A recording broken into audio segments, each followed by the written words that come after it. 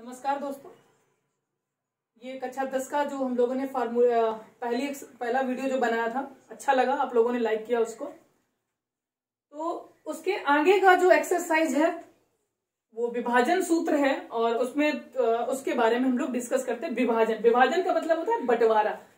बंटवारा अगर हम किसी दो लोगों में कर रहे हैं तो कोई ना कोई अनुपात में जरूर होगा। अगर हम लोग किसी भी चीज का बंटवारा कर रहे हैं तो अनुपात में जरूर होगा, या उसको बराबर बराबर मिलेगा, या एक को ज्यादा एक को कम मिलेगा। जिस तरीके से हम लोग बंटवारा करते हैं उसी के हिसाब से ये फार्मूला ही बताया गया है। कैसे? विभाजन सूत्र भी इसमें दो टाइप के होते हैं, एक अंतः विभाजन होता है और एक बाह्य विभाजन होता है। एक होता है अंतः विभाजन और एक होता है बाह्य विभाजन। ठीक है, अब दोनों में अंतर समझते हैं, उसी के हिसाब से हम लोग सवाल को भी समझेंगे। अंतः विभाजन क्या होता है? एक पॉइंट आपको ये दिया गया है और एक पॉइंट ये दिया गया है, यानी ये निर्देशांक दिए गए हैं, ये एक लाइन है। ठीक है, ओके। अब इसमें कोई एक तीसरा पॉइंट है, मान लीजिए यहां है। तो अब ये तीसरा पॉइंट का कार्य जरा ध्यान से देखो क्या कर रहा है। वो इस वाले पॉइंट को और इस पॉइंट वाले, मतलब जो पॉइंट है, एक लाइन है, इसको दो भागों में बांट रहा है। एक भाग आपका ये है और एक भाग आपका ये, सिंपल सा। ठीक है, अब क्या होता है, ये जो पॉइंट है इस तरफ वाला, इसको कह दिया कि मान लीजिए ये M1 है। ठीक है, ये M1 है और ये दूसरा वाला ये जो है वो हमारा M2 है। क्लियर हो गया? यानी इस तरफ वाला जो भाग है वो M1 है और ये M2 है, इस अनुपात में काट रहा है।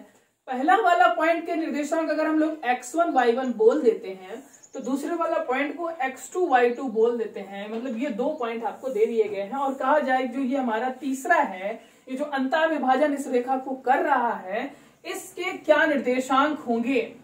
यानी इस को कैपिटल X बोल दो, इसको कैपिटल Y। तो मतलब पूछा गया है आपसे कि ये जो दो पॉइंट्स हैं, अगर ये पॉइंट इसको अंतः विभाजन कर रहा है तो ये निर्देशांक जो X, Y है वो क्या होंगे। ठीक है, तो इसका फार्मूला होता है capital X equals to M1 X2 plus M2 X1 upon M1 plus M2, और कैपिटल Y इक्वल टू होता है M1 Y2 plus M2 Y1 upon M1 plus M2। ठीक है, ये फॉर्मूला आपको, मतलब ये जो पॉइंट है आपका ये यही है। ठीक है, याद करने का बहुत सिंपल है तरीका है, M1 X2 plus M2 X1 upon M1 M2। 12-21 याद कर सकते हो, ये जो 1 2 2 1 12-21 से याद हो जाता है। और अंतः विभाजन में प्लस होता है और बाह्य विभाजन में बस इन्हीं फार्मूले में माइनस लग जाता है। बाह्य विभाजन क्या होता है उसके बारे में समझिए। एक ये पॉइंट है और एक ये पॉइंट है, इन दोनों को एक रेखा मिला रही है। अब इसको कोई ऐसा पॉइंट है जो इसे बाहर से विभाजित कर रहा हो, वो मान लीजिए पॉइंट यहां पे। ठीक है, ठीक है, ये वाला X कैपिटल Y यहां पे मान लेते हैं। अब जरा देखो ध्यान से कि ये जो लाइन है क्या दो भागों में नहीं बट गई। अब अंतर समझ में आ रहा होगा कि अंतः विभाजन मतलब वो पॉइंट उसी रेखा पर है जो आपको पहले से दी गई थी, और बाह्य विभाजन का मतलब ये हो रहा है कि जो रेखा दी गई उस पर वो बिंदु नहीं है, वो बाहर कहीं बिंदु है।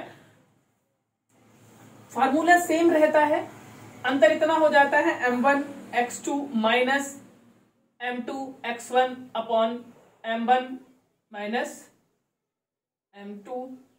ठीक है, ठीक है बेटा, इसमें माइनस होता है, यहाँ पे भी, यहाँ मतलब अंतः विभाजन में प्लस होता है, और सिमिलरली अगर बाह्य विभाजन की बात करें तो माइनस हो जाता है। ओके, अब एक चीज और हम आपको समझा देते हैं, उसका भी हमारा यूज आएगा और नेक्स्ट एक्सरसाइज में। दो पॉइंट हैं, अगर कोई भी पॉइंट इसको बराबर बराबर भागों में बांटे, यानी कि ये जो मध्य बिंदु की बात करी जाए, कौन से बिंदु की? मध्य बिंदु। तो मध्य बिंदु क्या होगा? जो M1 होगा वही हमारा M2 होगा। क्लियर हो गया? तो ये पॉइंट हमारा X1 Y1 था, ये वाला हमारा X2 Y2 था।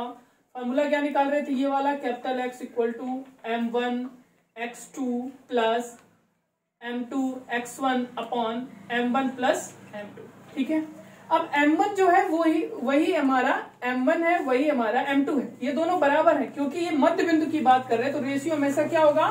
1:1। जब बराबर की बात करी जाए तो 1:1 होता है। तो क्या बचा, केवल x2 plus x1 upon 1 plus 1 यानी 2। ठीक है, इसका यूज होगा तो y बराबर भी क्या होता है, y2 प्लस y1 अपॉन 2, यानी मध्य बिंदु के निर्देशांक क्या होंगे, x2 plus x1 upon 2 and y2 plus y1 upon 2। ठीक है, अब हम लोग एक्सरसाइज पे चलते हैं और जो भी सिंपल होगा वो तो हम लोग छोड़ ही देंगे, अदरवाइज लिखा है उस बिंदु के निर्देशांक ज्ञात कीजिए जो बिंदु -1,7, इस पॉइंट के निर्देशांक दिए गए -1,7 और 4,-3, कौन सा 4,-3, 2 पॉइंट दिए गए हैं, मिलाने वाले रेखाखंड को 2:3 में विभाजित करता है। मतलब इसको 2:3, ये 2 मान लीजिए, ये 3, इस पॉइंट के निर्देशांक आपको ज्ञात करने हैं। बेटा अभी आपको बताया था ये कितना होता है x1, ये कितना होता है y1, ये कितना होता है x2, ये कितना होता है y2, इसे बोलते हैं m1 और ये m2। ठीक है, तो फार्मूला क्या होता है हमारा, कोमा m से स्टार्ट होता है m1 x2 plus m2 x1 upon m1 plus m2, coma दूसरा फिर m1 y2 plus m2 y1 upon m1 plus m2। Okay, use करिए जो भी लिखा है।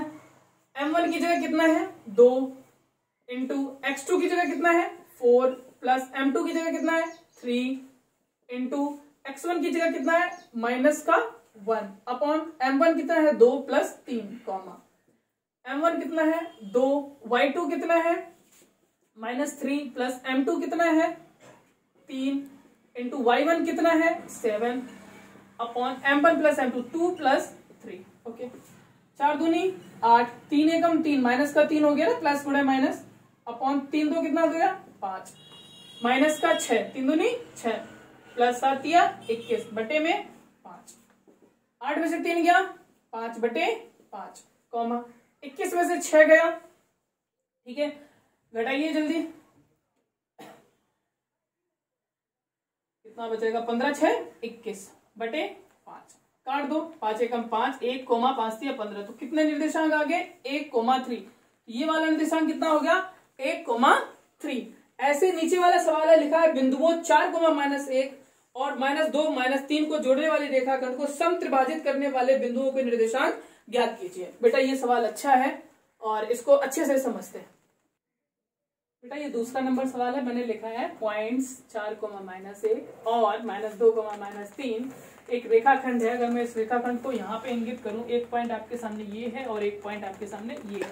पहले वाले पॉइंट के निर्देशांक है 4,-1 और दूसरे वाले पॉइंट के निर्देशांक है आपके -2, -3।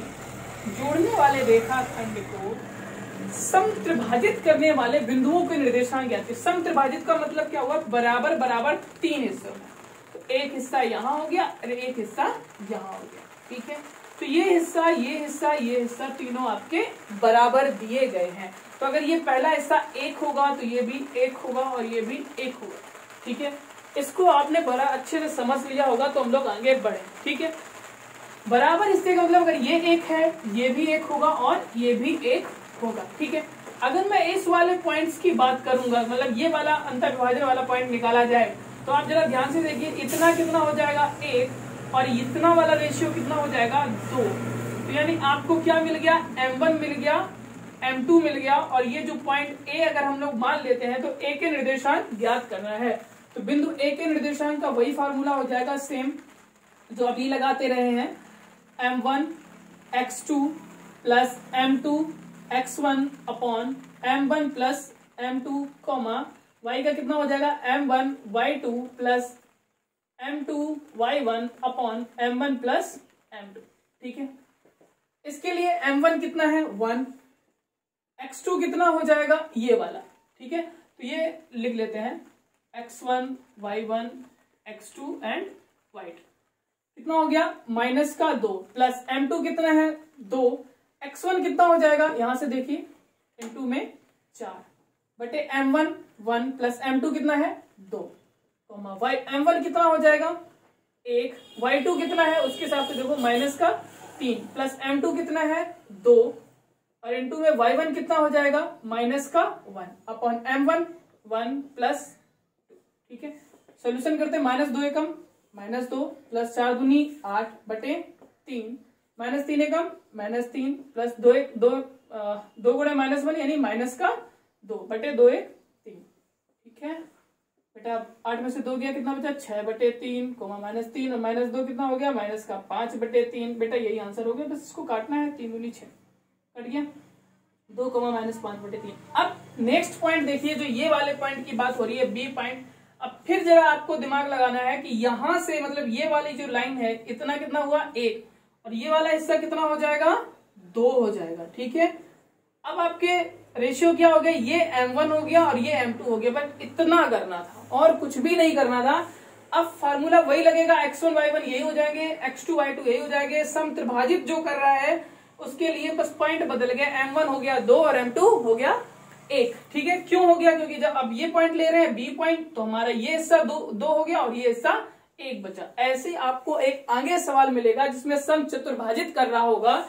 जरा ध्यान से देखिए, अगर मैं ये 2 लाइन को खींच रहा हूं और एक सम 4 भागों में इसको बराबर भागों में बांटूं तो 1 2 3 4 हो गए, ये 1 ये 1 ये 1 और ये 1। अगर मैं इस पॉइंट की निर्देशांक ज्ञात करूं तो रेशियो क्या हो जाएगा, ये 1 और ये हमारा कितना हो जाएगा 3। अगर मैं इस वाले पॉइंट्स की बात करूंगा तो ये वाला हिस्सा कितना हो जाएगा 2 और ये वाला हिस्सा कितना हो जाएगा 2। अगर मैं इस वाले पॉइंट्स की बात करूंगा तो ये वाला हिस्सा कितना हो जाएगा 3 और ये वाला कितना हिस्सा हो जाएगा 1। इसी तरीके से हम लोग वो वाला भी सवाल सॉल्व करते हैं। चलो नेक्स्ट सवाल बताते हैं आपको।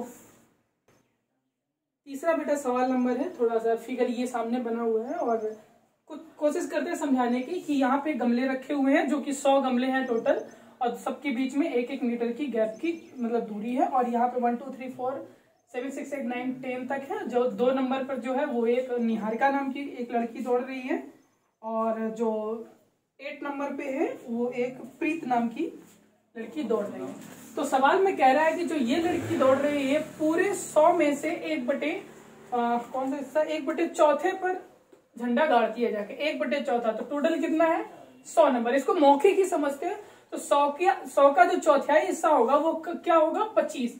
अगर हम 100 का चौथाई हिस्सा कर रहे हैं तो वो 25 आएगा। ठीक है, तो ये 25 नंबर पर झंडा गाड़ देती है, यानी ये इतनी जो दूरी चली है 25। तो x कितना चला 2 और y कितना चला 25। Okay done. ओके 8 नंबर है, वो क्या कह रहा है कि 1/5वां हिस्सा चलता है। तो 100 का 5वां हिस्सा क्या हो गया बेटा 20। तो देख 8 नंबर यहाँ पे x कितना चला 8 जो झंडा गाड़ा है यहाँ पे उसने, और एडी का कौन सा हिस्सा चला 5वां, तो ये कितना हो गया 20 पॉइंट्स निकल आए। अब सवाल में कह रहा है इन दोनों झंडों के बीच की दूरी, यानी किसके किसके बीच की दूरी 2,25 और 8,20 के बीच की दूरी निकाल पाओगे। वही फार्मूला लगाओगे सेम, कौन सा फार्मूला d = √x2 - x1 का whole square plus y2 - y1 का होल स्क्वायर। x2 कितना है x1 y1 x2 y2। x2 कितना है बेटा 8 है, माइनस x1 कितना है 2 है, होल स्क्वायर y2 कितना है 20 है, माइनस y1 कितना है 25 है। ओके होल स्क्वायर 8 में से 2 गया 6, 6 का स्क्वायर 36 होता है, प्लस 20 में से 25 गया 5 आया, 5 का माइनस 5 का स्क्वायर 25 होता है। तो आंसर कितना आया 6 5 11 3 2 5 1 6। ओके 3 2 5 1 6, ये हमारी इनके बीच की दूरी आ गई। फिर सवाल में कह रहा है एक तीसरी लड़की है, रस्मी एक नीला झंडा दिया गया और कहा गया इसके बीचों बीच झंडा गाड़ना है। तो आपको पता है कि जब मध्य बिंदु की बात करें तो मध्य बिंदु के निर्देशांक आपने अभी इससे पहले हम लोगों ने पढ़े थे। मध्य बिंदु के निर्देशांक क्या होते हैं x1 + x2/2, y1 + y2/2।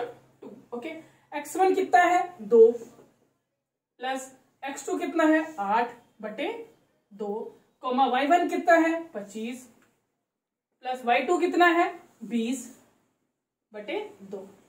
8 2 10, 10 में से 2 का भाग लगाया 5, 25 और 20 45/2। बेटा इस पॉइंट पर उसको झंडा गाड़ना पड़ेगा तब ये बीचों बीच आएगा। ठीक है, अब नेक्स्ट सवाल देखते हैं, चौथा नंबर। चौथा सवाल मैंने ऐसे ही लिख दिया है, इसको समझिएगा क्या लिखा हुआ है। पॉइंट्स -3, 10 और 6, -8 को जोड़ने वाले रेखाखंड। पहले इसको समझते हैं, एक यहाँ पे समझते हैं। एक ये 2 बिंदु दिए गए हैं, कौन कौन, एक है -3, 10 और दूसरा पॉइंट है बेटा 6, -8। जोड़ने वाले रेखाखंड, ये मैंने जोड़ दिया, ये रेखाखंड मिल गया को -1, 6 एक पॉइंट है इसी के अंदर, मान लीजिए यहाँ पे है -1, 6 किस अनुपात में विभाजित करता है। ठीक है, तो आपको ये बताना है कि मान लीजिए ये M1:M2 में विभाजित करता है और इसके निर्देशांक आपको दे दिए, ये क्या होते थे X, Y, और ये क्या होते थे x1, y1 और ये x2 और y2। ठीक है, फार्मूला सेम वही लगेगा और M1 और M2 की वैल्यू आपको फाइंड आउट करनी है। ठीक है, फार्मूला लगाते हैं। क्या होता था अंतर X इक्वल टू क्या होता था हमारा M1 x2 प्लस M2 हमारा x1 upon M1 plus M2। ठीक है, X की वैल्यू कितनी है -1 इक्वल टू M1, x2 की वैल्यू कितनी है उधर देखो प्लस का 6, ओके, प्लस M2, x1 की वैल्यू कितनी है -3 बटे M1 plus M2। Cross multiplication कैची गुणा, इसका गुणा यहाँ होगा तो -M1 -M2 बराबर 6M1 -3M2। ठीक है, अब M1 एक तरफ कर लेते हैं, यानी सबको एक तरफ ले आओ, तो 6M1 इधर है तो ये क्या हो गया -M1 -6M1 और -M2 इधर ले आओ प्लस का 3M2 इक्वल्स टू 0। तो -M1 और -6 क्या हो गया -7M1 और ये कितना बचा हमारा प्लस माइनस घटा दो तो प्लस का 2M2 इक्वल्स टू 0। एक इक्वेशन हमारी ये मिल गई। ठीक है, यहीं से M1 रेशियो निकाल लेते, क्यों फालतू में दुनिया का बवाल करें।